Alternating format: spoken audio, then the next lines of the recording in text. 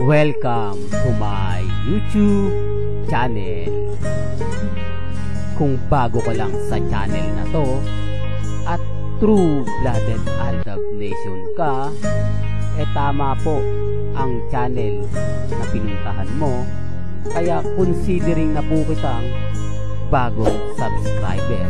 At huwag mong kalimutan pindutin yung bell para lagi po kang updated sa bagong video na ilalabas ko.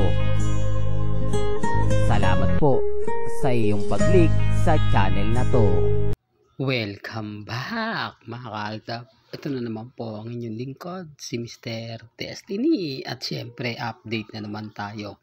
Basag na naman po ang mga cut din sa mga sanya din mga ka-Aldab.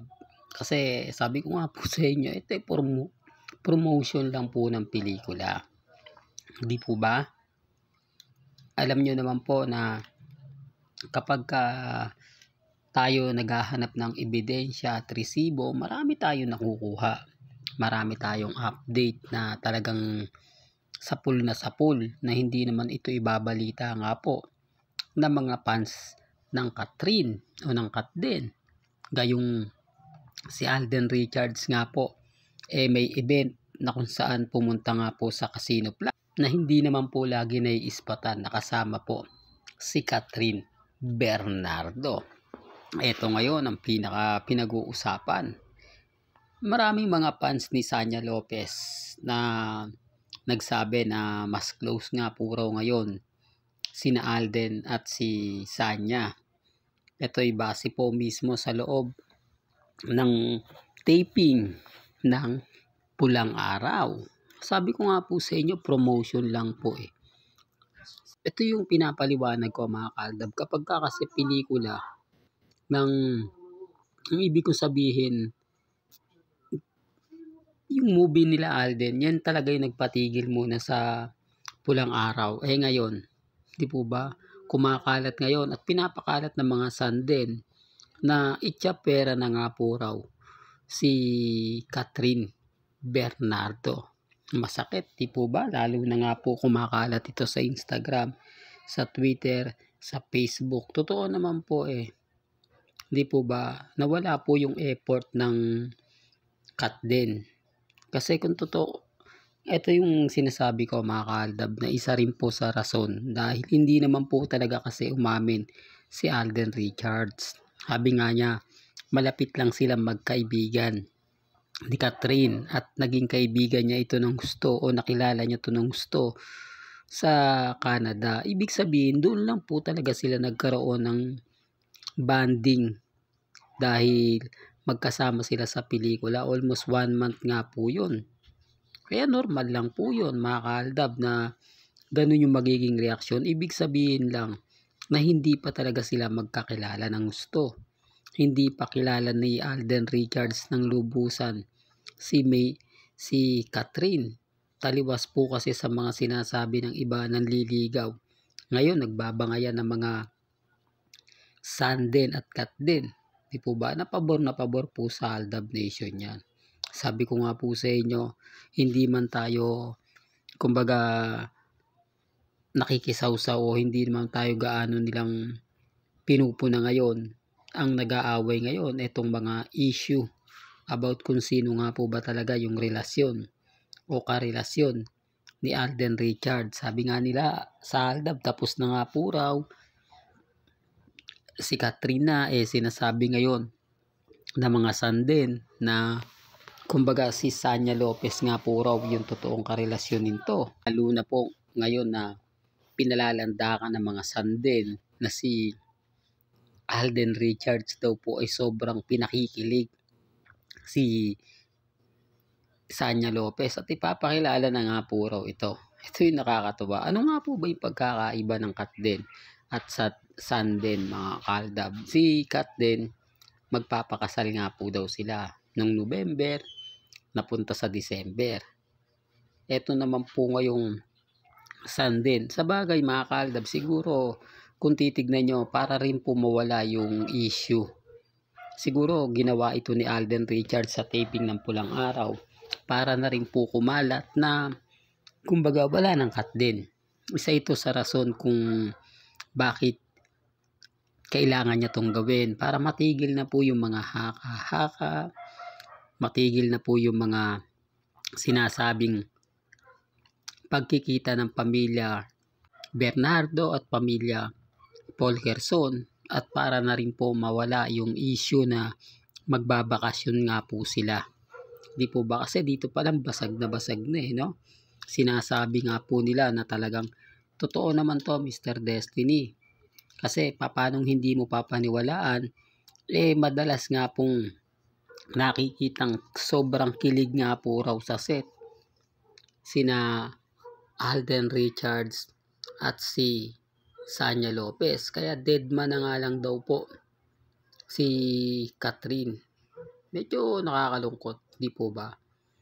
Para sa mga Katden fans, lalo na po yung nag-effort, yung gumawa ng tarpaulin, yung nagpa-print, yung talagang nanlibre pa sa mga kaibigan niya, sa mga kamag-anak niya para lang tangkilikin ang pelikula ni na Alden Richards at ni Catherine. Totoo to mga kaaldab.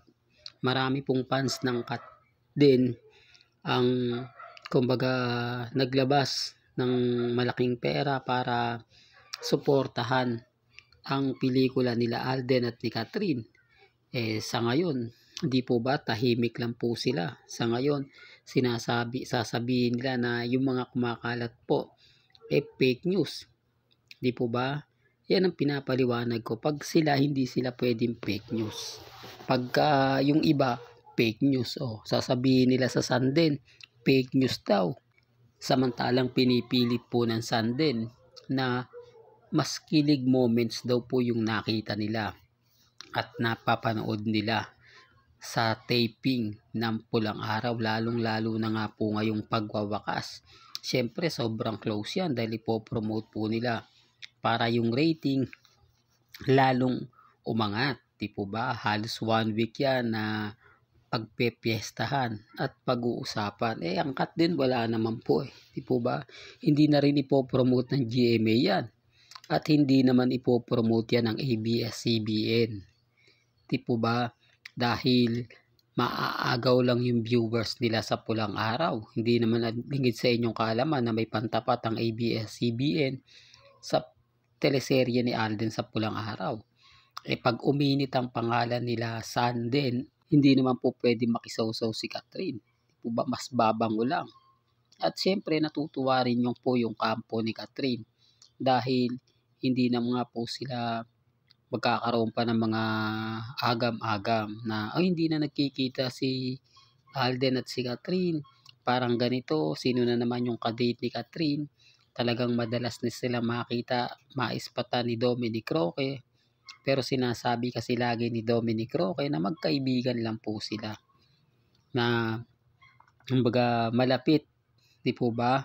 Pero yung sobrang close naman iba na, di po ba? Halos kumbaga akbayan siya na magkaibigan lang. Siyempre, kung ikaw yung girlfriend ni Dominic Roque, sa tingin mo, di po ba, hindi ka makakaramdam ng pagsiselos, hindi ka makakaramdam ng pagkainis.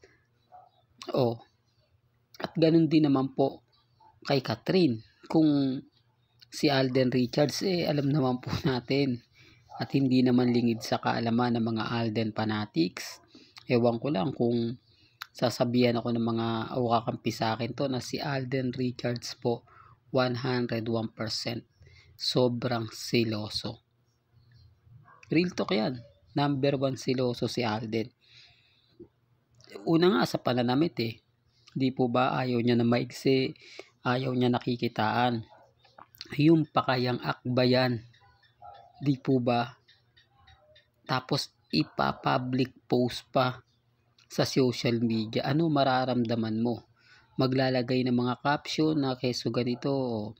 Hindi, para lang klaro. Si Mengay nga po hindi niya nagawa yan. Di po ba hindi nagawa yan ni Mengay sa mga artista ng kumbaga nag-guest sa Itbulaga. Pero wala po ako sa posisyon para ipilit yan Basta sa akin lang naman po kasi mga kaaldab, nagbibigay lang naman po tayo ng update. Nagbibigay lang naman po tayo ng mga kaganapan. Depende na lang po yan sa opinion at reaction po nila. Well, hanggang dito na lang po ang ating latest updates. Kaya kung gusto nyo pa po ng pinaka-latest at sariwang update, abay tumutok lang po kayo dito po sa channel ni Mr. Destiny para updated po kayo sa mga latest at sa mga bagong video po na ilalabas po natin maya-maya lang. Kaya kung bago ka lang sa channel na to at isa kang true-blooded Aldab Nation na nagmamahal kina Mengay at Isoy, tama po ang channel na pinuntahan mo, kaya consider na po kitang bagong subscriber. At huwag mong kalimutang i-share ang mga video po natin sa mga mami, sa mga titas, at sa mga senyor. Hanggang sa muli, salamat po sa panonood at pakikinig.